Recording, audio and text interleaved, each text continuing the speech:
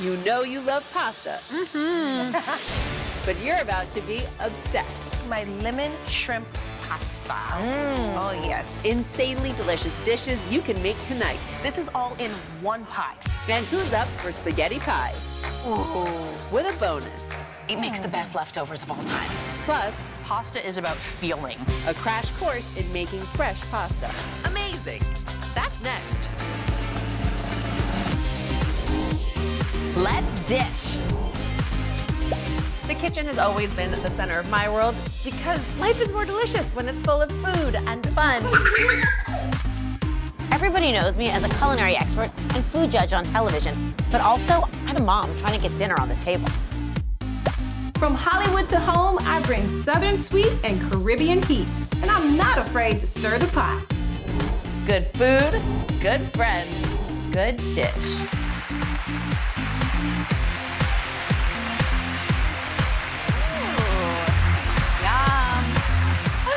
Welcome to The Good Dish. Today, it's the food love affair we cannot deny, a simple yet complicated relationship that you could argue is part of our DNA. I'm talking about pasta, of course. Look at those coils. And this pasta party cannot be stopped, and it cannot wait. Jamika, what are you starting us off with today? Oh, I've got a good one for you because I'm making my lemon shrimp pasta. Oh, yes. I like the pasta. And I think this is a really cool dish because when you think about making pasta, you're like, I gotta get a pot and boil the water, and I gotta get another one for the sauce. This is all in one pot. I'm coming. Everything's going in together. Oh, I like that. Daphne's starting off with the wine. I'm gonna show you how this pasta starts off. Everything in one big pot. We're gonna combine. Let's start with our ingredients. We've got onions going in. We've got tomatoes. The thing with cherry tomatoes, you're going to see how this is going to create a sauce within itself. We've got garlic. We've got white wine. We've got lemon juice. And it's just you're putting it all in at the same time. Yes. I like that. And I know somebody at home is like, she's got to make the pasta separate. No, no, no, no, no. Even the shrimp is going in right now. And it's not going to be overcooked. I'm telling you, this is going to, you're going to be so fascinated by this. Pasta goes in as well. And then also I'm going to put the water in now too. So this will all simmer together, stay in their water, and then also have in the salt. The salt is measured out. Typically when you boil a large pot of water, you would have the salt, like lots of salt. This is a measured amount of salt because this is going to really flavor it. Everything's gonna come together. As the heat rises, the pasta will slide down. And while it's cooking, just kind of give it a little bit of a shake. Make sure, if you wanna go in with a fork, make sure the pasta doesn't stick together, but you're going to bring this all to a boil. And this is what you end up over here. This is, honestly, this is exciting to me. This is exactly what you end up with. A lot easier. If you'll see, the onions are soft. Using the cherry tomatoes was very purposeful because they burst, and this creates the sauce within itself. Gorgeous. I feel like when you have to create so much space on your stove, it's like, oh gosh, I don't even want to cook the meal because it's way too much. I gave you a nice little, that's a healthy Southern portion right there. No problem. Wow. Yeah, and if you can garnish, we've got Parmesan cheese, a little lemon zest because you still want that lemon to sing through out the pasta, and a little bit of basil there too. You know, this is like perfect for a weeknight too, because you don't want to do 7 or 6 pots of at the end of your dinner. Plus, you're getting protein, starch, everything all together. And you know, you're so right. I think a lot of us just reach for that jarred tomato sauce as like the most obvious way to sauce your pasta. This gives you that tomato sauce vibrancy, but not the heaviness of that sauce. It's really light. It's a very light sauce option, just very subtle with the white wine. And I mean, if you don't want the cheese on top, you don't have to, because all of the flavor, it's like everything worked together to just build and build and build. The shrimp influenced the pasta, the tomatoes influenced the sauce, like everybody's working together. So you're so right. I didn't think about, like, you're kind of making a shrimp stock in a way with the tails that are still on, that's flavoring the pasta. The lemon zest comes through bright. The pasta's al dente. Yeah. Like, it's not overcooked at all. This is, wow. I just love the burst cherry tomato trick. It is like so luscious and beautiful, and it coats the pasta. Natural, you know exactly what it is. It helps everything. I think everything works together so nicely, just like we do, ladies. If I do say so myself. There you go. Now, the thing with pasta, I mean, the possibilities with pasta are endless, which we say today, possibilities. But you can make a few mistakes. Sometimes it could get a little tricky. So we're boiling it all down to give you the tips to make pasta better. Yes. Okay? So now, Daphne, start us off because we got to let the people know. I love what this. They need to do. No, I think it's great. Look, pasta is such a weeknight staple. It's such an easy thing to put together. It's almost universally well loved. And there are a couple of things people classically do that doesn't make it as delicious as it could be. The first thing you gotta do to make a gorgeous bowl of pasta the way Italians eat it is to make your pasta al dente to the tooth, which means it has like a slight bite to the noodles. So it's a couple reasons this is important, not just because texturally it's more pleasurable to actually chew with something, but because it helps the pasta to hold the shape so it doesn't just dissolve into your sauce. And something that people often don't think about is pasta is not just a vehicle for sauce, although sauce like this especially are so delicious. It's, it itself is supposed to be part of the pleasurable experience of eating, so it has to be seasoned, which is why you salt your pasta water, so that the grain actually takes on that salty flavor. But if you leave your pasta a little al dente, which means cook it maybe 1 or 2 minutes less than the box tells you to, and you finish cooking in that sauce, the final bit of the cook process will soak the flavor of the sauce into the noodle. So you flavor the noodle itself, and then you get the delicious sauce all around it. It just makes for a much more delicious experience eating your delightful, carby, big bowl of pasta. Yes, once you eat it perfectly al dente, you understand that you never want to eat a mushy bowl of pasta again. Okay, well, you mentioned salting water, and I wanted to take a minute to talk about that. There's this beautiful, very romantic notion that you'll hear people say all the time, which is that your pasta water should be as salty as the sea. Not true. It is a lovely metaphor, but the science of it is not exact. The sea is like almost 3 to 4% saline. If you salted your pasta water that much, it would be inedible. The general ratio, and depending on the shape, there are some variations here, but it's about 1 pound of pasta to a tablespoon and a half of kosher salt. Now, the kosher salt is important here. Different salts have different size crystals. So a tablespoon and a half of kosher salt is not the same as a tablespoon and a half of fine sea salt, for example, which would be much saltier per tablespoon and a half. But the important part also is when you put your salt in the pot. Now, you definitely need to put it in before you put the pasta in, or else there's no point. You need it to dissolve into the water so that it can absorb into the pasta and season your pasta. But if you put your salt in too early, at the very beginning when your water's still cold, for example, over time, that could help start to erode the bottom of the pot. Wow. So you definitely want to, at least what I try to do, is put your salt in when the water has already gotten heated up so that you won't salt the pot. It starts to dissolve and absorb immediately, and then you put your pasta in. So clever. Salt. There we go. Because you do, when you put it in the cold water, the salt just sinks right to the bottom. You gotta really stir it. Right? It sits for a while at the bottom of the pot, and you can't really dissolve it in cold water. Right, so you want to make sure it's osmosis, right? Think about it that way. So you want to make sure that you absorb it into the pasta, and you also don't want to damage your pots. And over time, salt is definitely corrosive. So cool. I just love listening to you nerd out. I know, that was my real rant, guys. Like, I'm sorry. We brought in osmosis. We got it all. I love it. It hits me. It's important. Hey, you're passionate about salt in your water. Now, finally, you want to save the pasta water. That starchy liquid, that is liquid gold, because that's going to help it bind to all the other ingredients when you make your sauce. And one tip, this is controversial. Do not bother to oil your pasta water. It's really a waste. I mean, if you're using like really nice olive oil in there, why just drop it in a pot of water? It's gonna dissolve. Like, you're not gonna get the flavor that you need. If you wanna drain it off, save your pasta water, and then like toss it in a beautiful olive oil, that's where the flavor, that's where the pasta will get its love. Don't bother putting it in the water. Good stuff. Okay, so 3 excellent tips, maybe even more. We have some bonus tips in there for making your pasta even more delicious. Now, when it comes to pasta, one thing is true. There seems to be a shape for everyone. Take a look at what Jamaica had to say. If I could be any shape pasta, I would be cavatappi pasta, because she's got all the curves. Love it. Gail and I, of course, will reveal our favorite shapes later. Up next, the roadside sandwich that inspired one of Gail's most famous pasta dishes. I'm excited about this.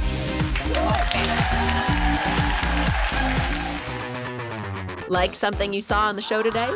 We're dishing all the details on the good list. All the recipes, important tips, and tricks, all in one place. So stay tuned until the end of the show, when we'll share the good list QR code. You can scan to send it all right to your phone. If I were to be any pasta shape, by far, no question, I'd be bucatini.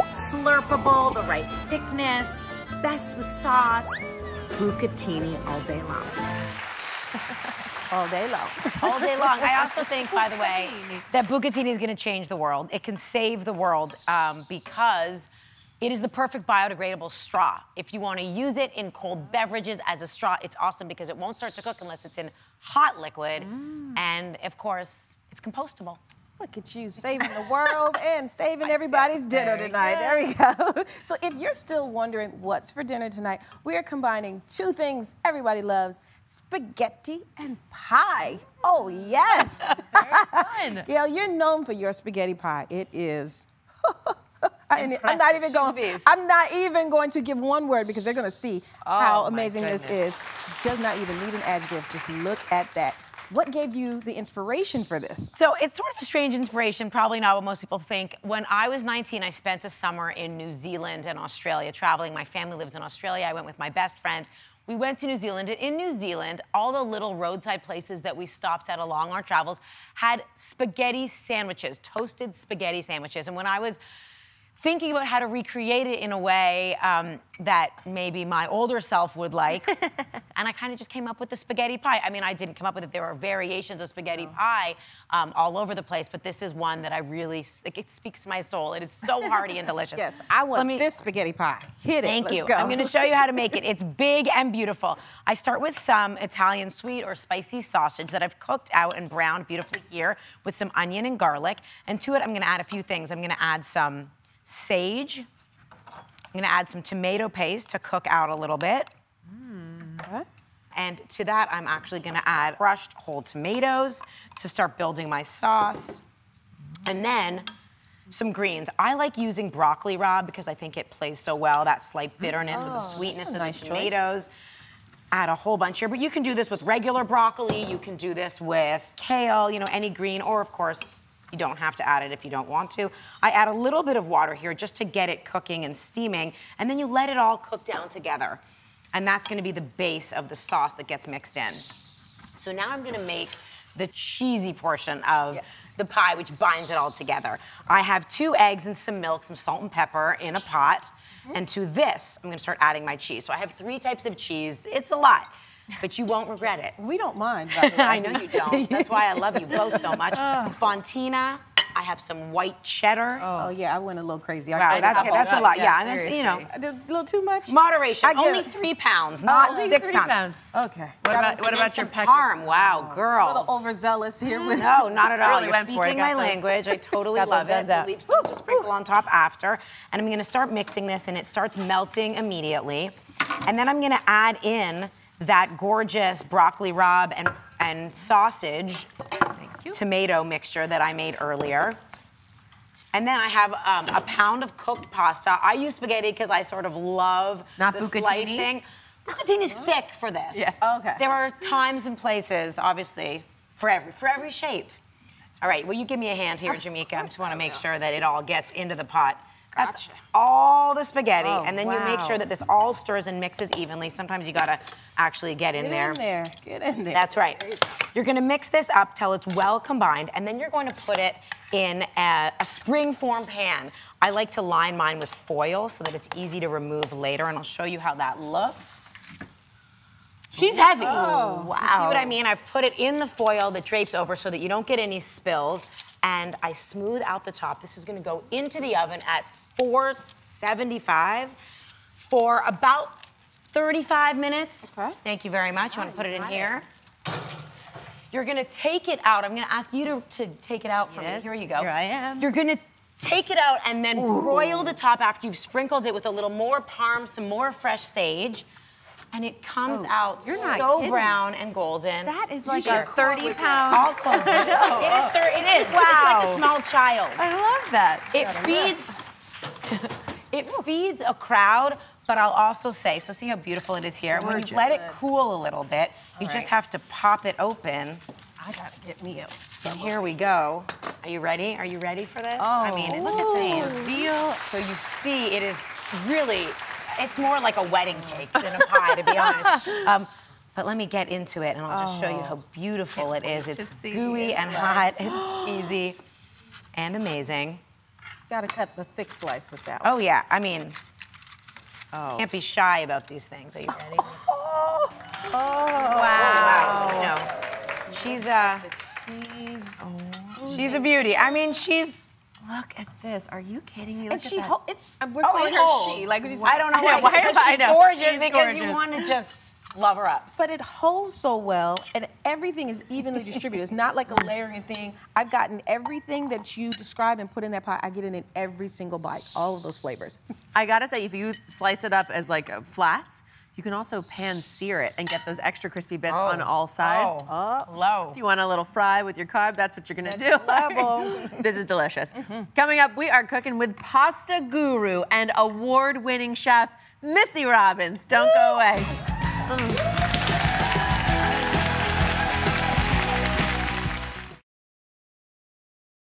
If I was a pasta shape, I would be linguine because I love almost all sauces.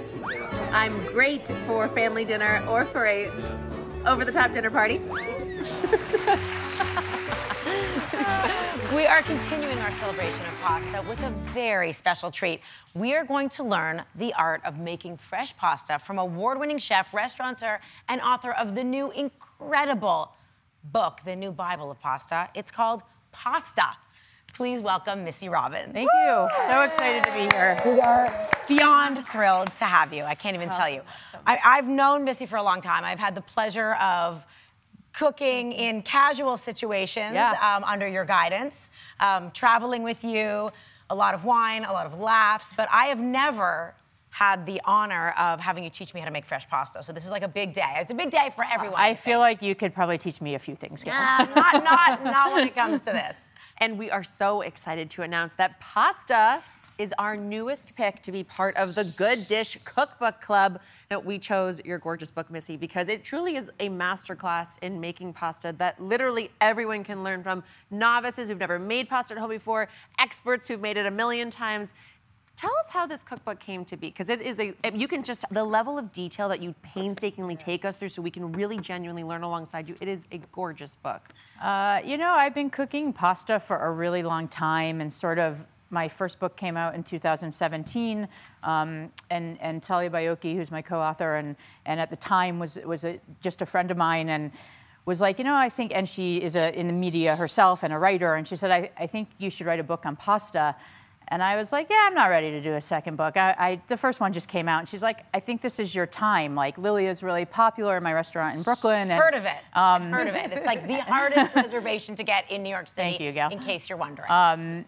And we just started talking about like how this could be structured and sort of the trajectory of how I got into pasta making, not just cooking, but like growing up in a town that's very Italian American, but I'm not Italian, and sort of going through cooking and landing in internships in Italy, and then starting like my real Italian career. And the idea behind it, the real important part for us, that it was sort of timeless. And that's why the photography looks the way it does, and why we put illustrations in it instead of like really bright photos. And there was a lot of thought behind the design, and Talia was such a big part of it. I mean, the food is mine, but the just creative direction and the team at 10 Speed, and it was really an incredibly collaborative effort.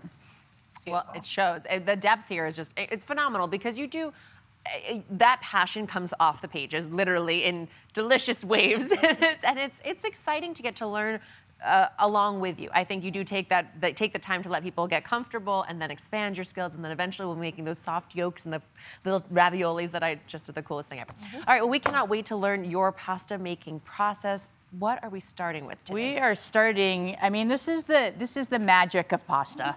You have two ingredients. You have flour, 00, which is a very finely milled flour, Italian, that just creates this very, very soft pasta dough, and egg yolks.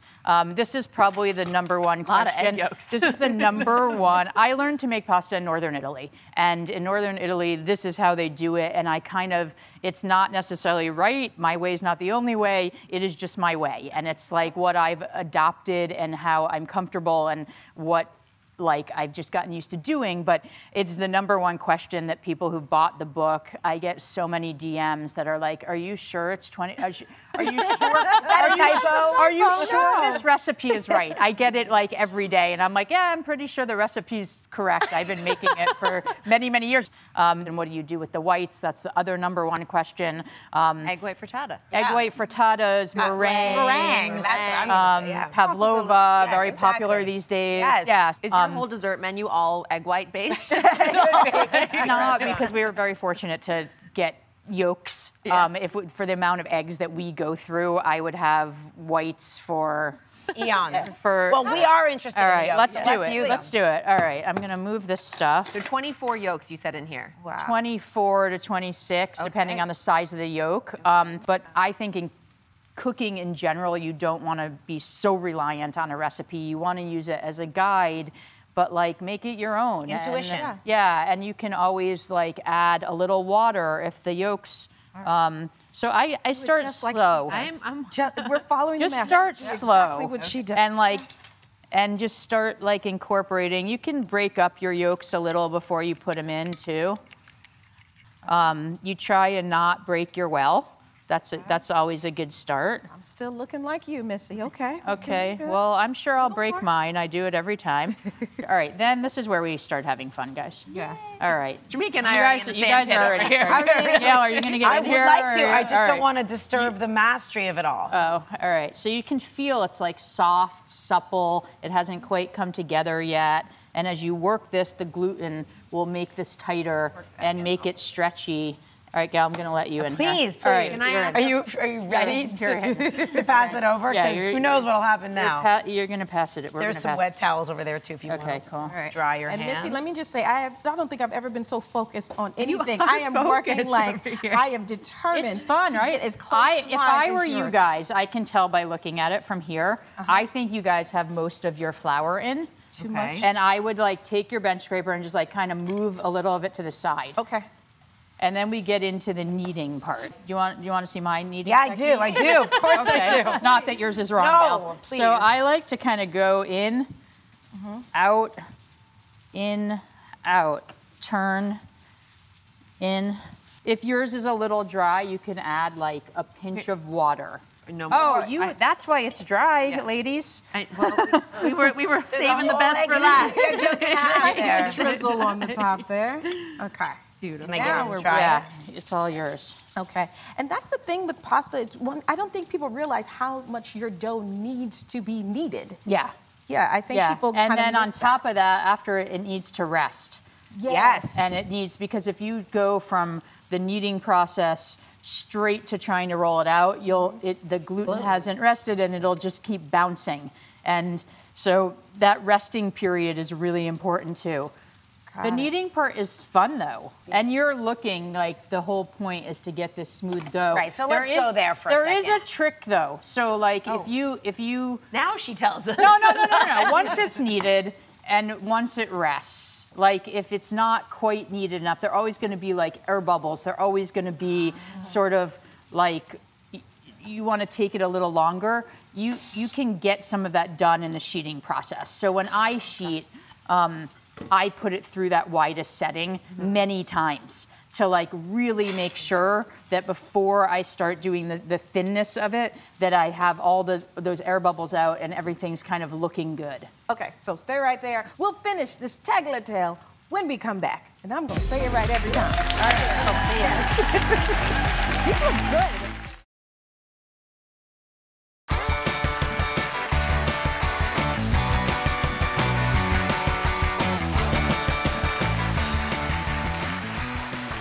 We are back with award-winning chef Missy Robbins, who just walked us through the most incredible pasta making process. Very similar to the experience you will have in her new book, Pasta, and she is about to show us her incredible tagliatelle with mushrooms from her book, Pasta. It's our latest Good Dish Cookbook Club pick, which I'm so excited about. So just to catch everybody up, we worked hard. We made that gorgeous dough. Then in theory, you would let it rest so that it relaxes. Then you roll it thin, and then we hand cut it with this lovely roller to these beautiful, I like the fluted little. I'm all about the flute. It just like fancifies it a little bit. I don't even know if fancifies is a word, but it's my word now. It absolutely is. And it just always makes it feel like a little more elegant. But I leave it really, I mean, you can see how thin this is. It's super thin. It's super, super, super thin. So like you wouldn't necessarily put this with like a super heavy sauce, but this is very light and vegetal and kind of just. So show us the moves. All right, so these are trumpet mushrooms. They're pretty readily available now in most good markets, and these have just been sliced thin, and they're in a pan with olive oil. Saute them like 5 to 8 minutes just to get really, really nice color on them, and a little bit of texture. Then we're gonna add, this is like a really simple weekday fast, like this isn't something that you have to like spend hours making, which is why I like this recipe. So to start with, we did our mushrooms. If you wanna cook the mushrooms ahead of time, set them aside like before your guests come and then like restart the sauce, you can do that. But since we have them in the pan already, we'll leave them and just add a little garlic. I always like to add garlic sort of after something's sauteed so the garlic doesn't burn and you're just kind of getting the aromatics in it. Delicious. That's gonna go in at the very end. Just at the end? Yeah. Okay, we have butter, olive oil. So you're gonna just like cook the garlic a little bit in here until you smell it. And you don't want any color on it. Color like really changes garlic. There are times for it, but in this recipe, you're just kind of looking for that freshness, brightness, kind of pungency of it. Then we're gonna add butter to the pan. Butter, pasta water are kind of the keys to making incredible pasta. And people, like, you do not want to forget about the pasta water. It adds starch, it adds salinity, and it really makes things come together. So you kind of just put your butter in here, and you're looking to emulsify this, not just to melt it. Since we haven't dropped our pasta yet, I'm gonna start, it's okay to start with fresh water too. We're gonna add pasta water once it's cooking. While that's kind of emulsifying, and you just want to toss that around and make sure you're not doing it on too high heat. And see, you can just see how this sauce is kind of coming together. And I feel like I'm at your restaurant because it's like it's watching you just toss. I feel like I'm at her house. I feel like I'm like dinner party. You're welcome to both. You're welcome to both. We're gonna drop our pasta. This is fresh pasta, and so big difference between what you buy in the store, what you just made, is that another great thing is that you can cook this in 1 to 2 minutes. Oh, wow. Really sometimes faster. You want a rapid boil. You want to make sure that you've salted your water, which I didn't just do. But the salt in the water is really important. Never oil in the water. Yes. Never. We've gone through all of this. We never oil in the water. But the salt's really important. And then just like a quick boil. And for really simple butter-based sauces like so, I think the egg noodle is what lets that flavor shine the most. I think it really is just. And you don't want it to be like so buttery that you're just getting butter. You want there to be this like balance of the mushroom, the garlic. This dish was really inspired. It gets finished with lemon and mint, and this was inspired by a porcini dish that I had in Rome many years ago at just like a cool family trattoria. We were probably the only Americans in there. I was with a friend of mine, and I had in Rome. There's an herb called nepitella that's very, very minty, but it's not mint, and this is where that kind of was inspired from in that time. So our pasta's probably done. Just waiting for this to come up to a boil. I do it all by feel. Yes, clearly. And you can kind of tell by look too. Like, is it flowing? Is it kind of folding over itself? Right in the pan. Never drain pasta. Never goes into a colander. And because you want that water, you see how I'm okay getting a few drops of water in there. That's going to add viscosity to your sauce from the starch. And I always just remove it with tongs. I love the idea of flowing locks of pasta. Like They really are. Pasta looks like Rapunzel. That's what. And then this is the most important part. yes. This we call, I don't know how far you got in the book, but this we call the marriage ceremony. It's bringing together the sauce and the pasta. And like you see in like old school Italian American restaurants, they just like, your pasta comes like dripping in sauce. Yes. We never want that. I return many pastas a night to my cooks if I see anything pooling in the bottom. Really? The whole idea is that it's one, and that your pasta is absorbing the flavor of the sauce. Yes. I do recommend practicing this at home. Young cooks, we send home with a pan and a bag of beans to practice. Tossing like this. So good. So, and then as it tightens, you'll see it's kind of tightening up a little. Already. You can fix that with a few drops of water. Okay. Keep it loose. And then to finish it, we're going to consummate this marriage. Let's go. We're going to consummate the marriage. We're going to do a little parsley. Oh, gorgeous. For anyone who knows me, I kind of use lemon in anything. It just brightens it. It gives it a little like extra element of flavor. Wow. You can smell it. Oh, yeah. Oh, without a doubt, yes. And then a little parm. And again, I can hear it. The thing about cooking pasta or anything really, it's all about the senses. So I can hear it. I hear that it might be like sticking to the bottom. You can add a little more. I always add cheese off of the heat so that it doesn't like clump up. Any tips for dealing with that? Because that is something we hear about a lot. You know, remove your pan, flow, like really soft flow, gradual. Don't like add, you know, a ton at once. If the chef trick of going from up here feels like it, and then we gimmick, but it helps. It's not a gimmick. Evenly. You can see there's like a little sauce in the pan, so we just toss it. Like so luxurious. And then we're gonna plate here. Why aren't we eating? Let's see how this goes. We call this the Missy Robbins plating method. My cooks make fun of me because they all twist their arm, but I don't want carpal tunnel, so I twist the bowl. This is so much smarter. Oh, wow. Well, this is what you were looking for this morning, Daphne. Yes, it's smart. Well, it's smart. Exactly. It's smart if you don't have to plate 400 pastas a night. I'm plating one, and then I finish it with a little bit more parm, a little bit of black pepper. Wow. And then these mint leaves, which really just kind of give it, again, this extra dimension that is unexpected. And what I always try to do in the dishes is really like pay respect to classic flavors, but like give it my own touch that like elevates it to a different level. Yes. And that's what this is. Yes, goodness. Can I just say, tasting Can I taste this? Please, You better taste that. We gotta get a fork good. for Missy though. Oh, wait, here's an extra fork. Here you go. You get some too. You're allowed to eat too. This feels like I am just been transported to Italy, and That's I didn't have good. to buy a ticket. That's how you're supposed to feel. Oh, wow, mint, Missy, that we can't thank you enough for Oh, this. thank you. This is so outstanding. We got a master class from a master herself. Thank you for having me. Oh, This is awesome, thank guys, you. and congrats on the show. Really excited for you. Thank you. This is spectacular. Means a lot. Thank you. Missy's amazing. Thank you. And for more amazing recipes from her, check out her latest cookbook, Pasta, or one of her restaurants, Missy and Lilia. Oh, can I get a reservation to that, please? Gail has all my info. I do. I Be careful expect what you just I let people expect know. I expect a text later this afternoon. Finally, I get in the place. All right, and for more info on the Good Dish Cookbook Club, for your chance to win a signed copy of Missy's book, visit our Instagram at Good Dish TV. Oh, wow, I'm going to sign up for that myself. All right, up next, a heated sibling rivalry. Find out who will win the case of the sibling meatball showdown. Oh, let's go. That might get a little saucy there. Okay.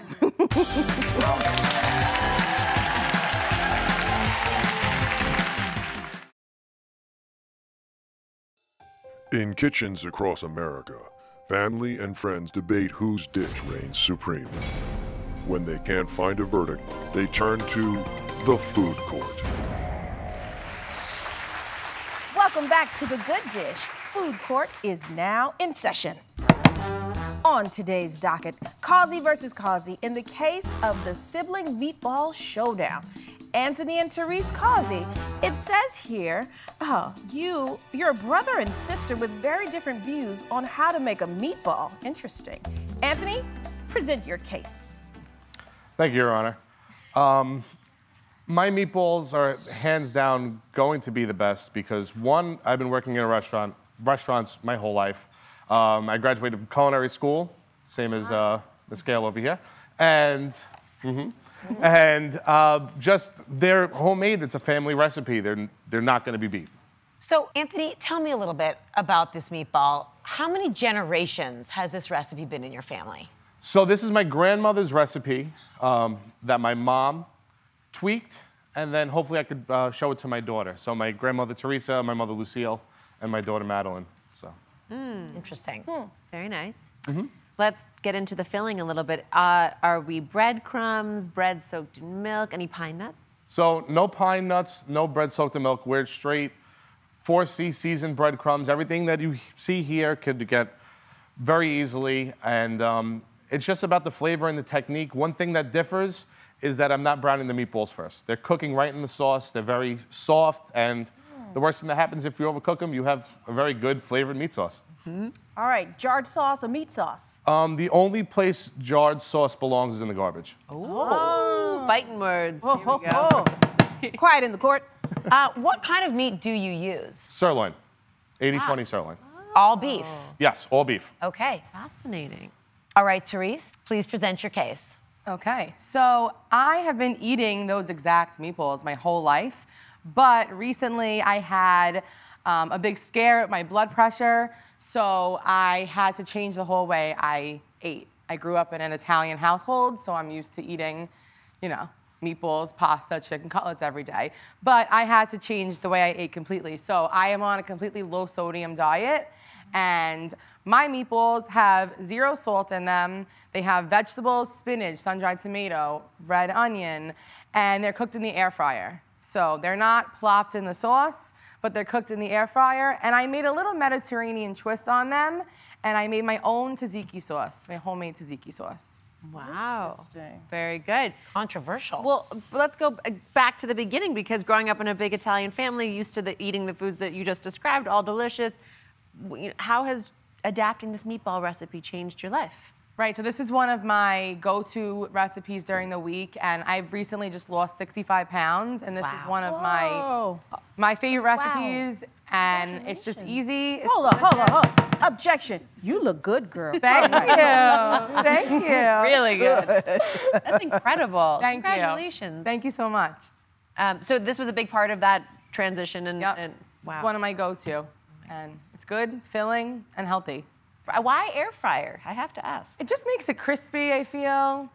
I don't fry it right in the pan, and I just think it's healthier. I make it right in the air fryer, and it gets a nice crisp to it. Got it. And what meat are you using? I use ground chicken. Ground chicken, okay.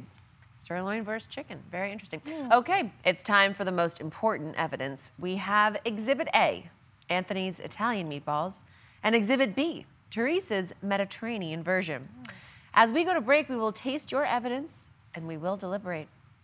Coming up, we'll issue our food court verdict and reveal our secret for the perfect meatball and potentially create drama in the Cozy family.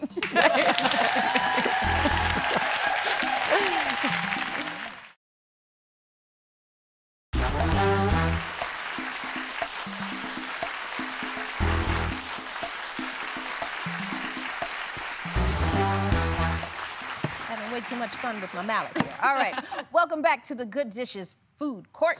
Before the break, we heard the case of Anthony's Italian meatballs versus his sister Teresa's Mediterranean version.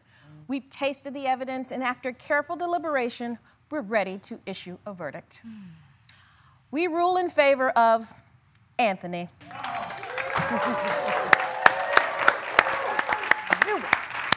Hey. Order in the court. He's never gonna let me live this down. Never. Here is our ruling. Anthony's meatball might win for texture and for flavor because he is able to use a lot of things like salt and fat that you were clearly trying to avoid, Therese. So our recommendation is that Teresa's is clever, it's smart, it's good, healthy eating, it's packing in so much nutrients. We need you all to fold that recipe into your eating at home at least once a month. Got it? Our judgment is final. This court is adjourned. So the real question is, after our ruling, will there be drama at home? There's always drama. It's always drama. This is There's always yelling around the dinner table on a Sunday, and there's always meatballs involved, so nothing's really going to change. All right, Therese, you can ball him my mallet. Whack him a little bit on the back of the head. Perfect. Get him back in order. Well, we all know that meatballs are a perpetual favorite in everyone's home, but they can be tricky to make if you don't follow these steps to making the perfect bite. The first is, don't overcook your meat. Stop kneading it and stirring it. You're gonna make it mushy. It's gonna get ooey and gooey, and it will not have the bouncy, pillowy texture you want in a meatball. Make sure the ingredients are incorporated and then leave it alone. The next tip, season well. You wanna make sure there's enough flavor in there to season throughout all of the meat that you're cooking. A good tip is to take a tiny little ball and cook it on its own to test the seasoning first before making the rest. And finally, don't dry them out. A meatball is only good when it has that moisture to it. So be careful how you're cooking it, not on too high heat, not for too long. You want to make sure that you retain that moisture so that the meatball is as delicious as it should be. Next up, get all the recipes and info featured on today's show sent directly to your phone. Stay tuned for the good list.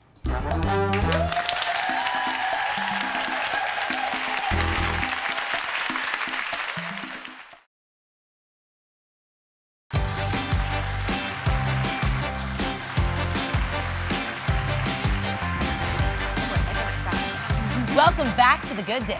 Now it is time for the good list. See that QR code right on your screen? Open your camera app, hold your phone up to the screen. It will take you right to the recipes and more from today's show. You can also head to gooddishtv.com to get it all. On the good list today, the answer to the question, what's for dinner tonight? We're giving you the recipe for Gail's famous spaghetti pie, and of course, Missy's tagliatelle with mushrooms. Such delicious pasta dishes for you. All right, we will see you next time for more good food and good dish. Hi, guys.